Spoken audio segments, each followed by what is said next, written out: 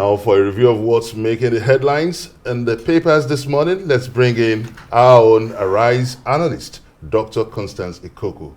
Dr. Constance, good morning. Good morning, Benga. Dr. Constance, good morning. Good morning. How are you guys today? Good. We're good good. to see you. Okay, good to Always see you a too. delight to blaze what's in the offing. I know. A lot of people are looking forward to hear what we have today in the papers. All right, let's get into it. We will be looking at the stories that are on the agenda for you today. Let's kick off with this day newspaper. So the key themes and concerns today across Nigerian papers are debt burden and foreign financing, capital market reforms are in the offing, security, violence and human impact, public anxiety plus cautious optimism over kidnappings and releases. Then foreign policy, Nigeria's swift military-backed intervention in the failed coup attempt in Benin Republic, underscoring regional security tensions. This day writes about that visit from a U.S. delegation on a fact-finding mission, with the U.S. affirming that indeed Nigeria is on the right path. This comes after a meeting with the National Security Advisor Nuhu Ribadu. And to the police, the Inspector General of Police hammering on the terrible effects of misinformation, arguing that the force suffers great damage from this. Now to the 2025 licensing round, it's been reported that the Nigerian Upstream Petroleum Regulatory Commission has released ground rules and has set signature bonuses at $3 million to $7 million. It disqualified previously defaulting firms and government debtors and set a minimum turnover for bidders at $100 million for deep offshore and $40 million for onshore. Now let's move to Vanguard newspaper, which leads with a quote from a Senate source saying that President Tinubu seized the Benin Republic airspace illegally.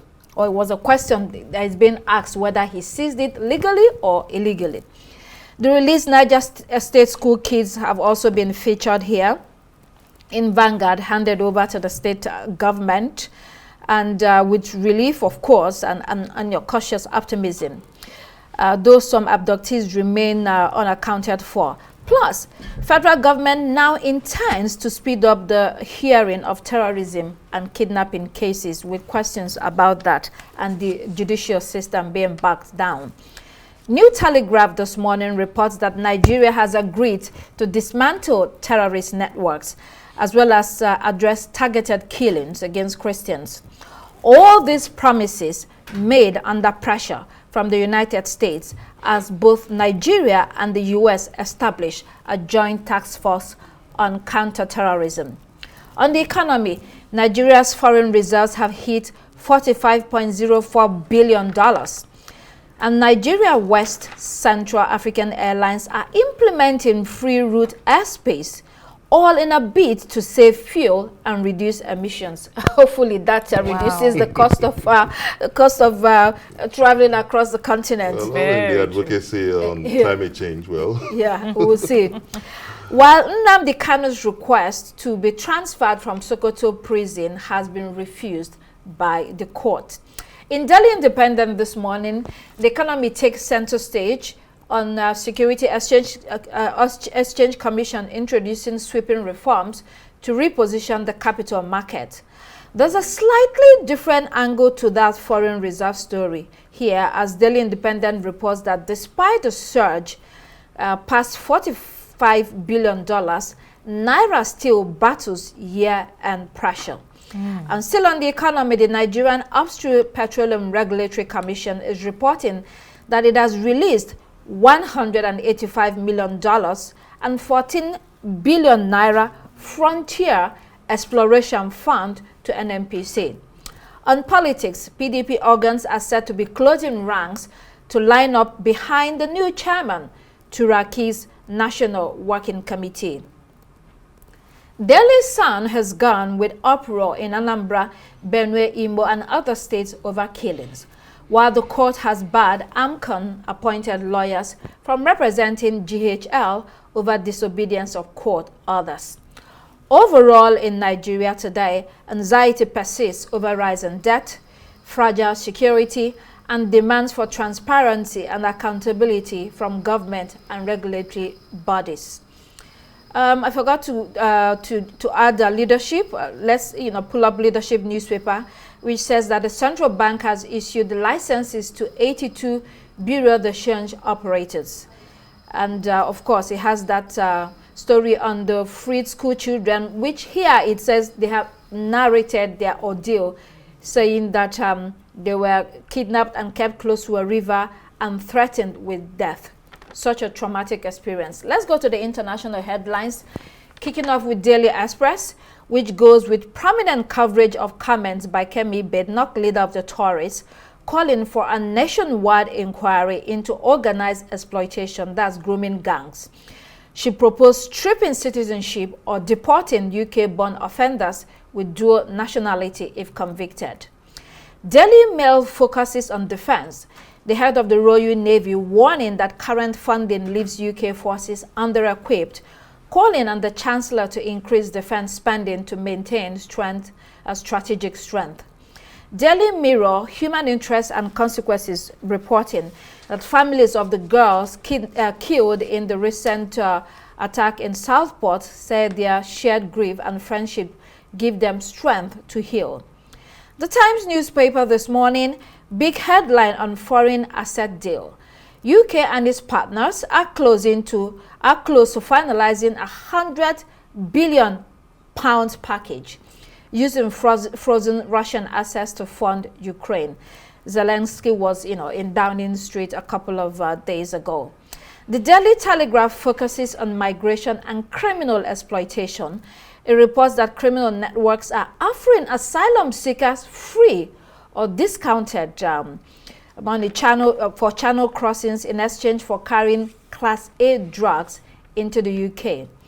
Our newspaper covers economic policy, warning that recent budget measures could lead many people to undersave for retirement. This, it says, increases dependency on the state pension system. In the Financial Times, a major shake-up as Paramount Global launches an all-cash bid for Warner Bros. That's a battle. This could derail the previously agreed acquisition by Netflix. This move could also reshape competition among streaming and entertainment giants. And Metro.co.uk writes that the Metropolitan Police is rolling out high-powered e-bikes to track offenders using e-bikes in busy shopping districts ahead of the busy Christmas period. Finally, The Guardian front page spotlights Europe and the crunch time decision on Ukraine. Globally, Japan dealing with the after effects of that powerful quake that struck off its north coast region on Monday. And fighting resumed along Thailand and Cambodian contested border. So let's now break down what these headlines mean for everyday people. Returning to this day newspaper. Now, the U.S. saying that Nigeria is on the right path, underscoring a change in tone towards Nigeria after weeks of combative statements. It means that the engagement between both countries is shifting minds, ideas, and posture on the issues that matter. And the leader of the U.S. delegation, Riley Moore, is now using the word constructive engagement. And of course, the IGP on misinformation causing grave damage to the force. Let's take that together. Okay, yeah, the U.S. Congressman Riley Moore has expressed confidence in Nigeria's approach in countering terrorism, which was part of their mission here to strengthen the counter-terrorism approach, cooperation between the two countries, and also to expand the broader aspect of security partnership between the two countries. We've seen the approach in the recovery in Kebbi State, and also the recovery, the 100 pupils recovered. But I just wonder what's the kind of traumatic experience those pupils would have fallen into. I wonder if they would ever recover from such a gory nightmare with young pupils thrown in the wild with hostile forces. It breaks my mind that this could happen in a country like Nigeria. And more importantly, the federal government is yet to come out to tell us the process of rescue, whether ransom was paid and the process of negotiation. I think at the point when the Senate is moving to criminalize negotiating with terrorists or bandits, to expand the Terrorism Prevention and Prosecution Act of 2022, criminalizing negotiation with bandits, I think the federal government would need to come out to tell the public, and that would win a lot of public confidence. And also the 100 pupils now should be able to provide intelligence. Like you said, that they were exposed to a river and threatened with death. That's very harrowing. When you also look at the distance from Papiri to Mina, I was told that it's about 5 hours, about 500 kilometers. And that indicates that we are talking about a largely ungoverned spaces, which we've been advocating against. So the federal government needs to wake up. Though he has taken the right step by declaring emergency on the security sector, but nevertheless, we need him to do more. Okay. I think we are pressed for time, and I will leave it at that. I think I'd like to throw in a quick comment as well by saying that it's really good that we've been seeing a shift in the conversation with the U.S. on agreeing to dismantle these terrorist networks. I think for a long time now, as we've been having this discussion, it's been a very combative tone. It has been us against them type of conversation, but we're now starting to see some collaboration, you know, Riley more, yes, speaking more diplomatically, speaking more of what we are going to do. And I think that's a positive step ahead. I also think that the trauma that you've mentioned of the children and the families is an overshadow on everything that is going on. It's very sad to imagine what the families have been going through. And I think as well, I saw another report that really moved me, that was talking about how nobody's actually talking about the teachers that were abducted as well. And the remaining 115 students too, that left in captivity. I wonder the kind of hope being dashed the parents would have been anticipating that their children will be part of this 100 rescued yesterday. Bittersweet moment. Well, bittersweet. I mean, when you said that the declarations were combative, I mean, the occasion calls for it. We're talking about kidnapping and terrorism. Indeed. You know, it's not tea party. I meant the general we can conversation. see, and we can see how that tone has yielded some results now, although there's more to be done. I meant that more generally. I meant it in a more general term. Yeah, on the Inspector General of Police and the reputational damage to the force, he was saying that there is persistent attacks on the force across all social media.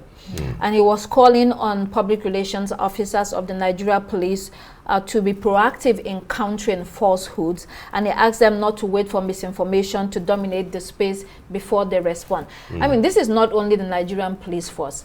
You know, the social media is free for all, and every aspect of society, even individuals, you know, celebrities will tell you the kind of harrowing experience they go through on social media with misinformation, even with falsehoods that people do in order to have clickbait, in order to trend, in order to have followers, you know. So it's a general problem for everybody across social media. But let's quickly go to the next story in the interest of time. Vanguard newspaper, Niger government released 100 children who, you know, we said have narrated their experiences, plus the federal government urging courts to speed up kidnapping and terrorism cases, and the court saying they're overwhelmed with endless electoral dispute.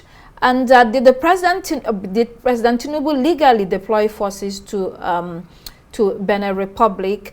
Yeah, that's a question. For the Attorney General and Minister of Justice, talking about you know, speeding up kidnapping and terrorism cases, that is something everyone wants to hear. But he is the Attorney General, so he sits in a position where he can do something about it. Yeah, bring about changes. You know, if there are proposals that should be made, I'm sure proposals have been made in the past. They haven't been followed through. But you have the Court of Appeal Justice, you know, saying that they are completely overwhelmed by electoral cases, electoral disputes, and that presents a problem for the court. We know that the Nigerian judiciary has talked about, you know, volume of cases over the years and the capacity of the court to handle these cases, and with very few judges also handling them, the backlog across board. So there is inadequate funding as well, limited court infrastructure, outdated manual processes that are slow. Yes. You know, so all of these problems combine to be like a pile-up on the decks of judges. You will see judges taking notes by hand. Yes. And judges are often Totally assigned. outdated. I think it calls Totally for outdated. both electoral reforms and judicial reforms. Right. Absolutely. And that's the way forward to address Absolutely. many of this. The system is stretched thin. Judges often, you know, allocated hundreds of cases at the same time that they cannot handle. And this has been the case for decades. And so the Attorney General shining a light on it. The only difference that will be made is if actually they begin to take active steps to see if they can. Even when you look at the presidential petition, the election petition that was held, that was the complaint of the Defense Council, that they never had enough time to look into these cases and find enough and sufficient evidence to prosecute the case. So on the whether Nigeria illegally or legally entered Benin, there's just a few things that I want to share with us here. We don't have time to discuss it, but there was disquiet with claims that the president requires 14 days to consult the Senate for troop deployment for combat operations in other countries. So this came on the heels of claims that 24 hours was needed to seek for that Senate approval. But the report says that the Senate has either 7 days, to either approve or deny that claim. So the president can quickly act in grave circumstances, but he must also quickly inform the National Assembly in order for them to approve. I think there are some conditionalities there. That's in case the nation is under aggression, the president would not need to seek the approval of the National Assembly. So were we under aggression? Yeah. So that was a question. But when you also look at the ECOWAS protocol, Article 4 says that an attack on one is an attack on all, and the situation demands so much urgency. So I think that it has it's both local and international legitimacy in addressing that kind of uprising in neighboring states. All right. New Telegraph, U.S. Nigeria agreed to dismantle terrorist networks. This news stems from the visit of the U.S. delegation to Nigeria on a fact-finding mission. Both countries are said to have reached a consensus on working together urgently to tackle these issues and destroy these networks in the northeast, as well as address targeted killings in the Middle Belt. Again, we are seeing, results. So a few things that are worthy of note is that the delegation says the Nigerian government has shown openness and willingness to work together. U.S. lawmaker Riley Moore described the meeting as productive and positive. And secondly, concrete steps have been discussed at length. So all of these, if fully executed, will help advance the security across Nigeria. I think we also need to be cautious about the U.S. expanding interest in Nigeria, especially, and some other countries in Africa. The U.S. energy demand, which you know is in deficit. And you also know that the U.S. debt profile is also rising. And also, we know that Nigeria is the market. So I hope that with this quick shift from a very antagonistic stance to a conciliatory approach is not covering up the U.S. underlying interest in Nigeria. But we have serious problems, and look at what the government is already doing. So why would they just shift their stance? All these years, you have excuses. You are actually now stepping up to do something about it. Is that not in the interest of Nigerians? It's in the interest of Nigeria, but the shift in quickly endorsing Nigeria, we need to see more, because we still have about, like we said, 115 persons in captivity. So that shouldn't be enough stance for us to get a clean bill of health from the United States. Daily Independent this morning, court declines Nnamdi Kanu's transfer motion. He wants to be transferred to either Kuje Custodial Center or Kefi in Nasarawa State, close to Abuja, to enable him pursue his appeal.